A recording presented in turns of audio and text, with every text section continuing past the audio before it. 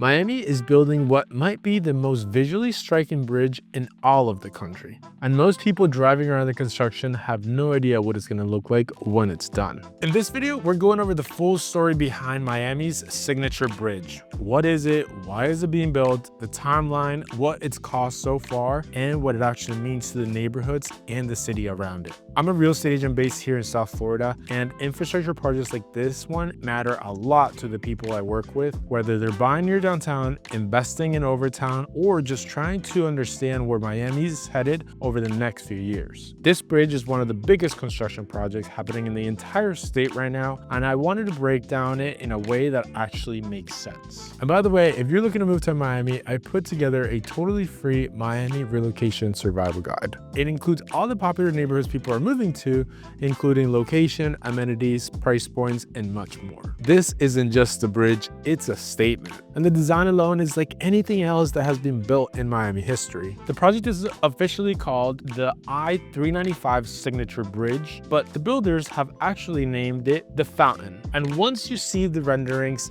that name makes complete sense. The structure stretches over 1,025 feet across Northeast 2nd Avenue and Biscayne Boulevard, featuring 6 sculptural arches that rise dramatically over downtown Miami, inspired by the city's connection to water, culture, and civic life. The tallest arch reaches 325 feet into the air, and the whole structure will be lit with LED luminaries that create a lighting effect across the arches at night. It was designed to stand alongside nearby cultural anchors like the Adrian Arch Center and the Perez Art Museum, not as a highway overpass, but as a genuine landmark. When it's finished, this is the kind of structure that ends up on a postcard. The reason this project exists is deeper than aesthetics. Miami's highway interchange here has been a bottleneck and community divider for years. The project is part of a larger effort called Connecting Miami, which includes the reconstruction of I-395, improvements to the Dolphin Expressway, and upgrades to I-95 between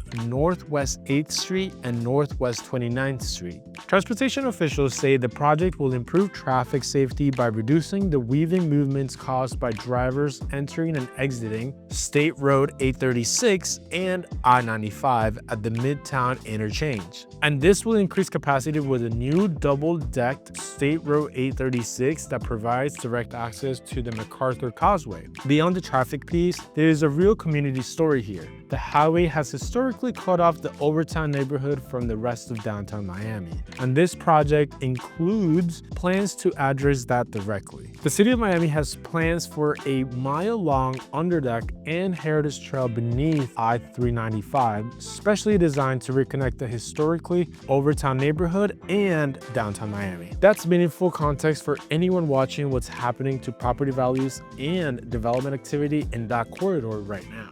Now, let's talk about timeline and the cost, because this is where the story gets complicated. What was originally envisioned as an $802 million project with a 2021 completion date has become something significantly larger and longer. Construction is now expected to be completed late 2029 at a total cost of $866 million.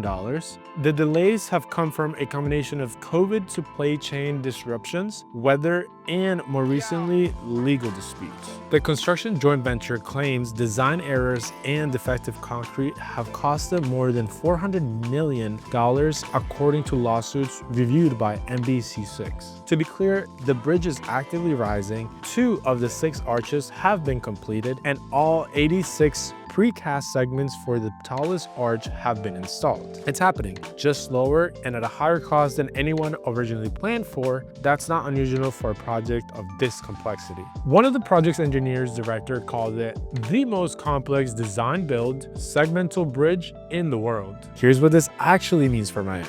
Because infrastructure at this scale doesn't just move traffic, it moves markets. When a city builds a landmark structure in the middle of a dense urban corridor, the neighborhoods around it pay attention. Overtown has already been seeing increased development interest as the underdeck project has remained in the conversation, and the broader I-395 corridor sits right between some of Miami's most active real estate submarkets. Better traffic flow between downtown, Brickell, and the beach matters to residents, investors, and business making location decisions right now. And the visual identity piece shouldn't be underestimated. A landmark bridge changes how a city feels to people arriving for the first time. And Miami has always understood the economic value of imagery. When the fountain is lit up at night and visible from the Port of Miami, is going to be one of those things that makes people want to be here. And that wraps up this one. So if you're enjoying these Miami lifestyle videos and real estate, make sure to check out this one.